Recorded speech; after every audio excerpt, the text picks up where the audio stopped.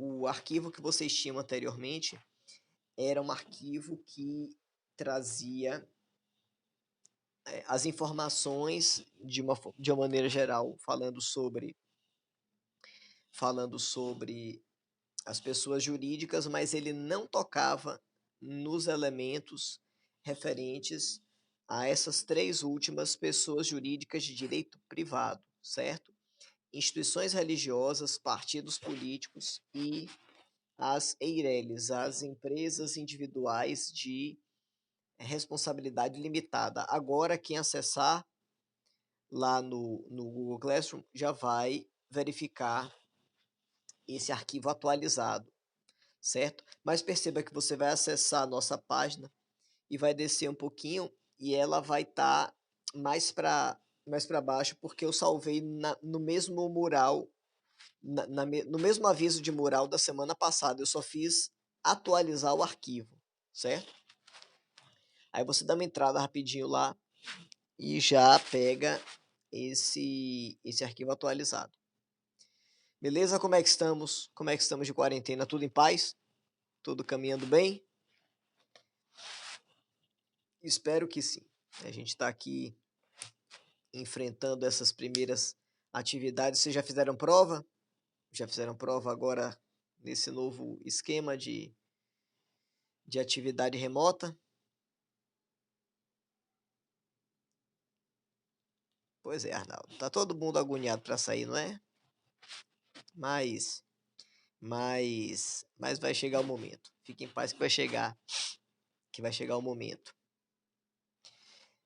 E as provas que vocês fizeram? Conseguiram acessar direitinho, responder? Tiveram alguma dificuldade de acesso de sistema? É claro que é um período ainda de algumas adaptações, então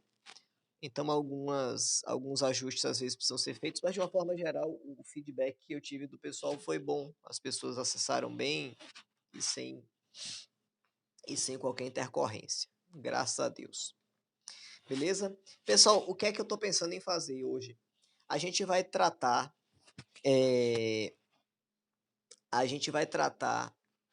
os aspectos pertinentes a esses últimos três temas, a esses últimos três tópicos, que são as figuras das organizações religiosas, dos partidos políticos e das EIRELIs, que é um conteúdo relativamente rápido, que a gente vence ele sem dificuldades, e posteriormente a gente começa a fazer uma abordagem geral sobre alguns tópicos importantes para dar uma olhada em relação ao conteúdo de nossa avaliação, certo? Então a gente aborda os aspectos que a gente não viu ainda e logo depois a gente toca em alguns pontos até mesmo a título de revisão. Isso, vão ser 10 questões. Os modelos de prova vão ser todos no mesmo estilo. Vão ser questões objetivas, vão ser 10 questões. Sobretudo porque a gente está no momento agora ainda de adaptação e de verificação de como é que se vai ter acesso ao sistema, como é que as coisas vão se desenrolar e por aí vai. Beleza? 100%? Pessoal, só para a gente fazer um apanhado geral, eu gosto sempre de fazer isso, do que a gente estava tratando na nossa última aula, nós discutíamos as características gerais das pessoas jurídicas, certo? E a gente viu que essas pessoas jurídicas, elas vão se caracterizar por serem criações de direito decorrentes das manifestações das pessoas físicas, certo? Então, toda pessoa jurídica, ela surge, ela nasce, ela existe para o direito em razão de uma manifestação das pessoas físicas. Pessoas físicas, portanto, que criam esta pessoa jurídica para que seja viável, para que seja possível atingir objetivos comuns. Em outras palavras, buscando atingir objetivos comuns, as pessoas físicas se juntam para criar pessoas jurídicas. Aí você me perguntaria, vem cá, qualquer tipo de pessoa jurídica, ela decorre da manifestação da vontade de pessoas físicas? Sim, qualquer uma. É o que? A imagem está travando?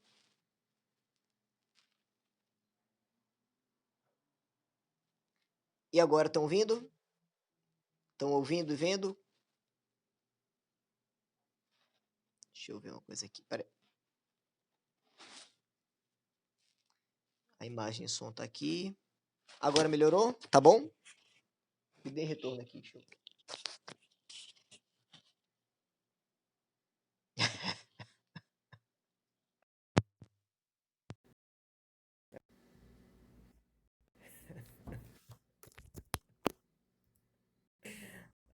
Melhorou agora? Estão ouvindo? Som e imagem bom? Beleza.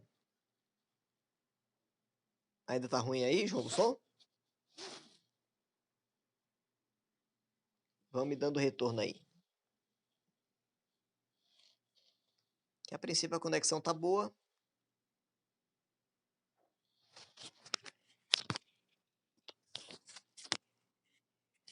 Melhorou agora? Como é que tá o som? Digo aí.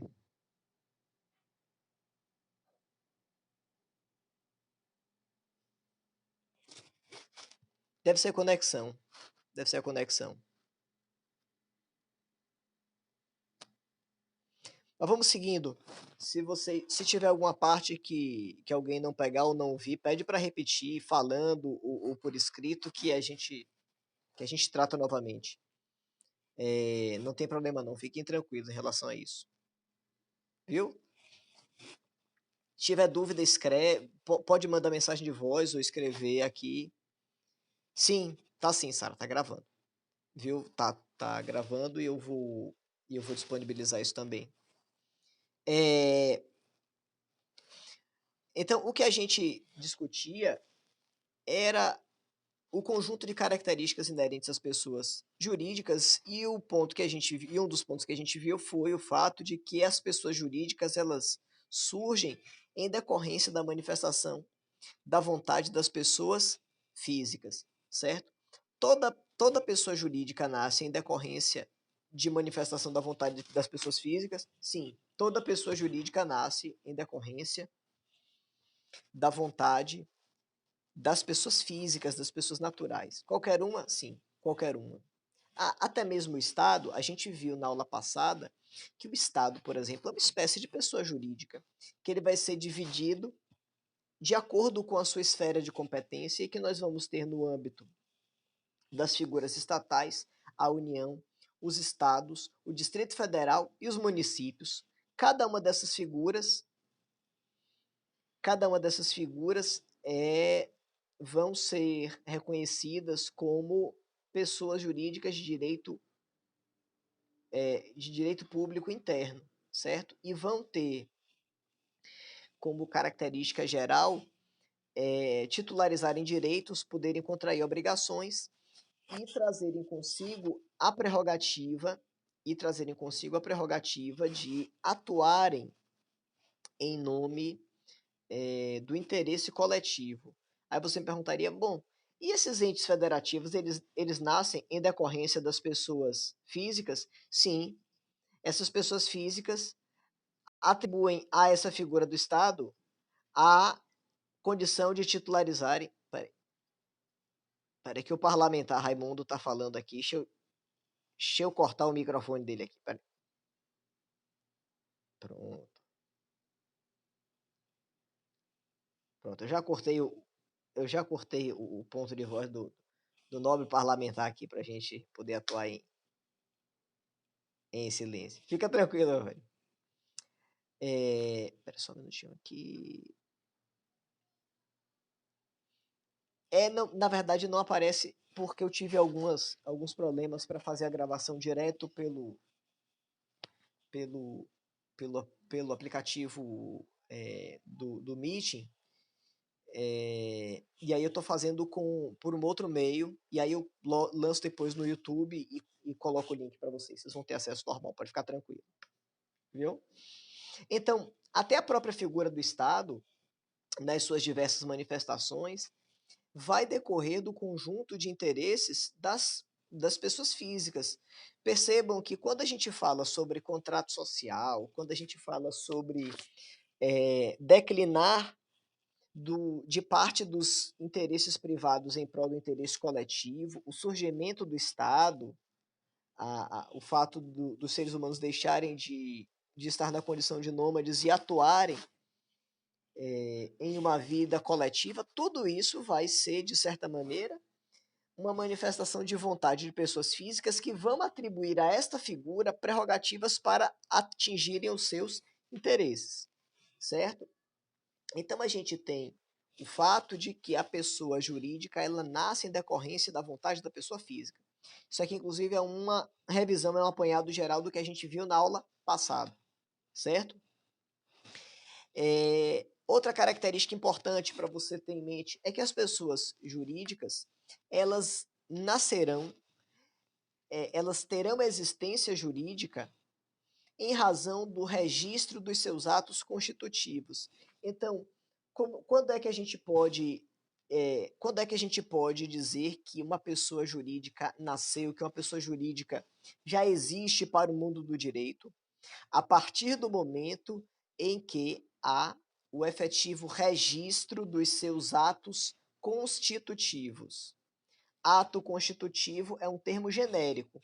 Esse ato constitutivo pode ser um contrato social, no caso de uma sociedade, ou pode ser um estatuto, no caso das demais formas, de constituição de pessoas jurídicas. Então, nós teremos contrato social diante de sociedades e estatutos no caso das demais manifestações. Beleza? Então, a gente, fazendo uma apanhado geral, viu as características de algumas das formas de constituição de pessoas jurídicas, as associações, as fundações, as sociedades. A gente passa a ver agora a temática pertinente às organizações religiosas, aos partidos políticos e às EIRELES, que são as empresas individuais de responsabilidade limitada. Beleza? Primeira dessas pessoas jurídicas que a gente estuda são as organizações religiosas. Percebam que as organizações religiosas, elas existirão no nosso ordenamento jurídico a previsão expressa da sua existência e da sua importância, tanto através do nosso Código Civil. Estão ouvindo agora? Tanto a sua existência prevista no nosso Código Civil, quanto a sua previsão no âmbito constitucional. Então, a gente vai ter as organizações religiosas como sendo instituições jurídicas que possuirão uma importância muito grande, sobretudo na sociedade brasileira, certo?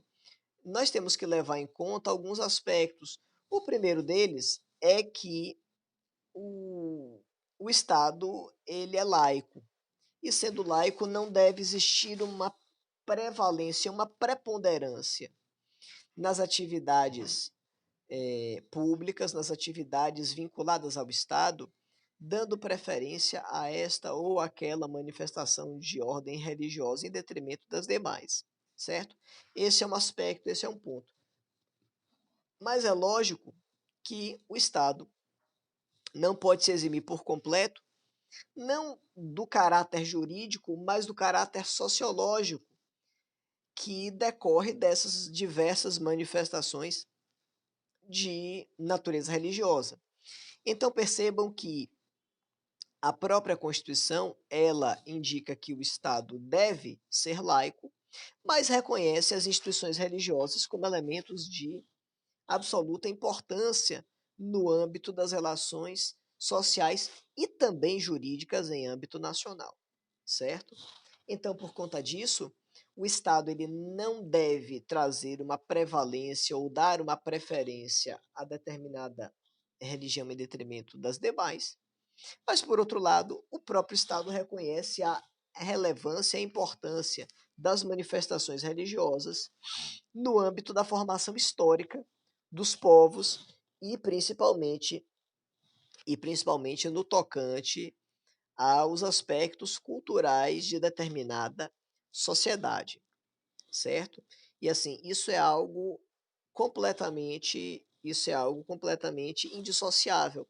Nós não podemos falar sobre direito se não falarmos sobre história, e nós não podemos construir uma análise histórica para compreender o direito se nós não bebermos da água da análise histórica das religiões, sobretudo pelo fato de que a sociedade brasileira ela foi formada de maneira absolutamente heterogênea, com influências das mais diversas linhas e costumes religiosos, e isso, de certa maneira, se tornou algo bastante impregnado na cultura, e o direito observa os aspectos históricos e culturais, certo? Me recordo que alguns anos atrás, alguns não, bastante, uns 15 anos atrás, houve uma manifestação do Ministério Público Federal no sentido de discutir a adequação ou não de se ter nas notas de real a expressão Deus seja louvado, já que o Estado é laico, por que se fazer menção a Deus, enfim. Ora, você tinha uma explicação básica pelo fato de que, muito embora o Estado seja laico e não deva dar prevalência a religiões, você tem um povo que, de maneira geral, acredita na existência de uma divindade superior, independente de qual seja ela, e que isso é algo impregnado na cultura. Se você for analisar essas questões muito a ferro e a fogo, você vai começar a colocar em discussão também o fato de que se deveria extinguir os feriados, que são os dias santos, e aí o pessoal não quis muito dar seguimento à conversa, porque essa história de extinguir feriado é coisa meio complicada. O pessoal não quis muito mexer nisso, não. Então, deixa as coisas como estão e por aí vai. Mas, de uma forma geral, a gente entende que a, as organizações religiosas elas contarão com previsão expressa na nossa Constituição Federal. Elas vão ser instrumentos que pretendem dar materialidade ao princípio constitucional da liberdade de culto, certo? Que está previsto lá na nossa Constituição, no artigo 5º, inciso 6. Artigo 5º, inciso 6, que vai trazer os aspectos referentes à possibilidade de que qualquer tipo de culto seja celebrado sem que haja interferência e sem que haja restrições por parte do Estado, certo? Dirá o artigo 5º, inciso 6. Artigo 5º caput.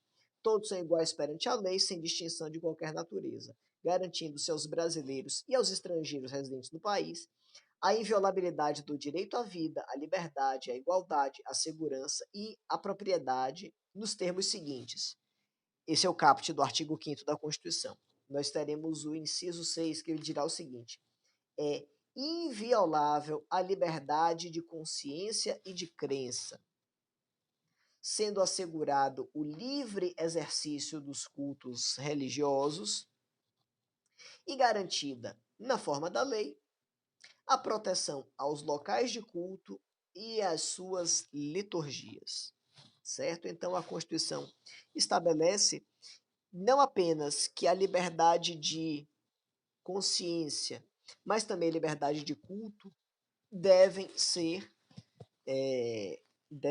elementos atrelados aos termos do nosso direito, do nosso ordenamento jurídico. E toda e qualquer pessoa tem direito de exercer a crença que queira, sem que haja intervenção do Estado, e os locais de culto devem ser alvos de proteção por parte do Estado, certo? Na verdade, só para fazer um breve apanhado histórico, o Brasil é um país laico, é um país que não professa religião oficial, que não detém uma religião oficial e que não dá prevalência jurídica a nenhum tipo de fé, desde a proclamação da República em 1889, certo?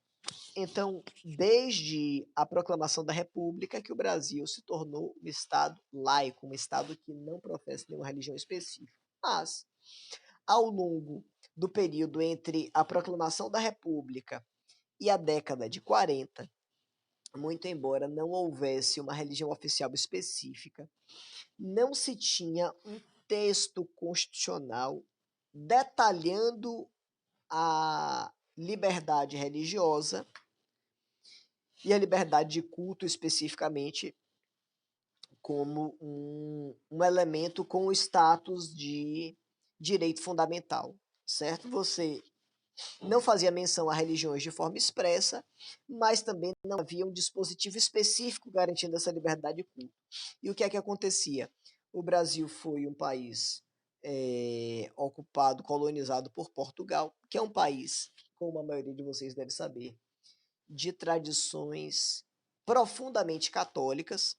Então você não tinha uma religião oficial, mas considerava o catolicismo como uma religião oficiosa, ou seja, como uma religião que se deveria seguir, que seria de bom tom que as pessoas seguissem, muito embora não houvesse nada escrito, havia uma série de posturas práticas, inclusive por parte do Estado, no sentido de restringir ou de limitar as liberdades de ordem religiosa, certo? Então, a religião católica ela era aceita como religião oficial, mesmo não havendo uma religião oficial de fato. Então, aceitava-se o catolicismo, aceitava-se com uma série de restrições as religiões cristãs protestantes e se tinha restrições muito profundas em relação às religiões de matrizes africanas de todas as ordens, até por conta de questões ainda ligadas ao ranço da escravidão recém-abolida. E aí se tinha ainda um país extremamente racista e cujos poderes públicos se posicionavam ainda de forma muito agressiva contra tais religiões. Então se tinha a compreensão de que aqueles cultos religiosos que não fossem o católico, que era plenamente aceito, e o protestante, que era aceito com algumas restrições, e aí você coloca na mesma cumbuca o candomblé, a umbanda, as manifestações religiosas de natureza espírita em todos os seus segmentos, tudo isso daí era absolutamente criminalizado até a década de 40, certo? Na década de 40, houve uma constituição importante, foi a Constituição de 46, em que um, foi inserido um inciso à nossa Constituição, agregando de forma expressa, de forma positivada, a possibilidade de liberdade de culto no Estado brasileiro. O Estado permanecendo laico, se garantindo a liberdade de culto e a proteção às instituições religiosas, fossem elas quais fossem, bem como proteção aos locais de culto e às suas liturgias. Eu não poderia deixar de citar, essa foi uma emenda à Constituição de 46 que foi proposta por Jorge Amado, avô meu e de Jonga, que está aí com a camisa podre do Bahia, podre não por causa do time, mas por causa da falta de lavagem, que na época era deputado federal do Partido Comunista, e ele fez a proposta de agregação, ele fez a proposta de agregação desse termo que garantiu a liberdade religiosa do Estado brasileiro de forma expressa e que até hoje a gente encontra previsto na nossa Constituição, certo?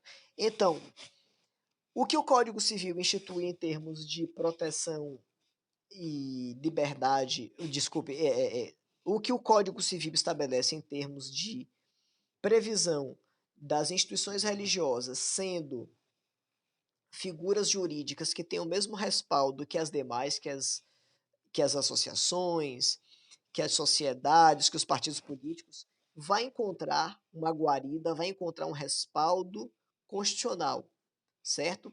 Então a Constituição, ela prescreve a liberdade de culto e ela estabelece que os lugares de culto e as liturgias elas deverão ser objeto de preservação e de proteção por parte do Estado, certo? Então, as instituições religiosas, elas têm uma relevância muito grande, muito significativa. O Código Civil estabelecerá o seguinte em relação às organizações religiosas: são livres a criação, a organização, a estruturação interna e o funcionamento das organizações religiosas, sendo vedado ao poder público negar-lhes reconhecimento ou registro dos atos constitutivos e necessários ao seu funcionamento, certo? Eu não posso, por exemplo, hoje em dia, restringir que uma organização religiosa seja registrada e que ela possa gozar de todos os benefícios estabelecidos pela legislação civil. Por quê? Porque a previsão expressa nesse sentido, indicando que o poder público não pode se negar a dar-lhes registro. Percebam que é uma ferramenta, inclusive, de proteção para evitar o arbítrio, para evitar que a condução, a condução e o gerenciamento de atividades essenciais ligadas ao exercício de determinada doutrina religiosa seja limitada em razão do gestor público, da pessoa que está à frente do cargo. Ou seja, em razão disso, a própria codificação estipula que não pode o Estado negar reconhecimento ou registro dos seus atos constitutivos, certo? É claro que o Estado pode, depois, através dos órgãos competentes e até o próprio Ministério Público, fiscalizar o seu funcionamento, fiscalizar o teor das suas atividades, das manifestações que desempenha, enfim. Nós vivemos hoje em uma sociedade em que o acesso à informação ele é bastante amplo. Então, não seria diferente em relação à possibilidade de o Estado promover uma fiscalização, um controle, uma verificação se, de fato, essas instituições religiosas estão agindo dentro daquilo que os seus estatutos estabelecem e no campo das suas atividades próprias. Beleza? Mas, assim, limitar o registro ou reconhecimento é algo que o Estado não pode fazer porque existe limitação na própria prescrição do Código Civil, certo? Até por conta disso, nós entendemos que o Estado ele deve prestar auxílio, ele deve se colocar na condição de parceiro dessas instituições religiosas, sobretudo pelo fato de que essas instituições religiosas, elas terão uma participação super importante, muito importante mesmo, nas relações que o próprio Estado mantém com a sociedade. Em outras palavras, as instituições religiosas, elas são responsáveis por uma série de atos, medidas que servem como apoio, que servem como respaldo para o próprio Estado. Ora, De que maneira a gente percebe isso? O Estado, ele vai atuar na condição de prestador de serviços públicos. Nesse sentido, o Estado presta serviços assistenciais de todas as ordens, ligados à saúde, ligados à educação, ligados à cultura, ligado ao saneamento básico, ligado a diversas áreas. Acontece que o Estado não tem condição de, sozinho, prestar todos os serviços públicos. Nesse sentido, ele precisa muitas vezes se utilizar de instituições privadas, de particulares, portanto, que auxiliem na prática de determinadas condutas e na prestação de determinados serviços. Nesse caso, a gente vai identificar que a atuação das instituições religiosas tem uma importância fundamental para que o Estado possa atingir os seus objetivos, contando com uma figura jurídica que vá lhes dar respaldo. Por exemplo, se você tem uma instituição religiosa que mantém uma escola particular, por exemplo, você vai ter, nesse caso, uma instituição privada prestando um serviço de natureza pública. Ah, mas a escola é privada, mas o serviço é público. Educação é uma atribuição do Estado. Da mesma maneira, se você tem um hospital beneficente que é mantido por instituições religiosas, ele vai estar prestando um serviço que é extremamente útil para o Estado. Por quê? Porque vai estar desafogando a máquina pública e vai estar atuando na condição, de elemento que dará respaldo, que dará guarida, que dará benefício à coletividade, em detrimento da atuação do Estado. Ou seja, o Estado sempre vai se beneficiar daquela atividade social que está sendo desempenhada pela instituição religiosa. Da mesma maneira, se você tem uma instituição religiosa que presta serviço social de amparo a famílias em situação de risco, que presta auxílio a crianças de rua, a idosos, a pessoas em condição de moradores de rua e por aí vai, você vai estar tendo uma instituição privada prestando um serviço de natureza pública. E este serviço que tem natureza pública vai, ainda que de maneira indireta, trazer benefícios para o Estado. Por quê? Porque o Estado vai ter uma redução na carga de atividades que terá que desempenhar. E quem é que ganha isso? A coletividade como um todo. Ou seja, as organizações religiosas, elas atuam de maneira geral, exercendo atividades filantrópicas, atividades sociais, que com certeza vão trazer muitos benefícios, que com certeza trazem muitos benefícios para o Estado. Por conta disso, inclusive para facilitar o funcionamento dessas instituições religiosas, elas contam com uma série de benefícios por parte do Estado, inclusive benefícios fiscais, tributários e por aí vai, certo? Exatamente com o fundamento de que, se tais benefícios não fossem aplicáveis às organizações religiosas, se estaria, de certa maneira, criando um embaraço, criando uma situação dificultosa para que essas instituições religiosas pudessem surgir, se manifestar e colocar em aplicabilidade a possibilidade de promoverem o acesso à liberdade de culto. Beleza? Então, as organizações religiosas são pessoas jurídicas de direito privado que existem em razão, como nós já falamos, de garantir o acesso à liberdade de culto e a estabelecer vínculos com o Estado, diretos ou indiretos, que assegurarão que esse Estado vai ter benefícios por causa das atividades desenhadas pelas próprias instituições religiosas. Beleza? 100%? E os partidos políticos? De que se tratam os partidos políticos? Os partidos políticos, pessoal, são agremiações,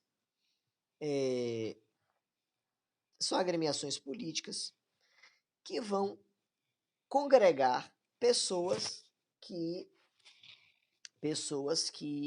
mantêm uma mesma linha, uma linha padrão do ponto de vista ideológico, certo? Só de antemão para adiantar para vocês, partido político não é entidade com fim lucrativo não, viu? Embora o pessoal ache que é, não. Partido político é uma entidade com fins estritamente políticos. É bem verdade que hoje você vai ter diversos partidos políticos que são criados com finalidades espúrias, com finalidades completamente afastadas da sua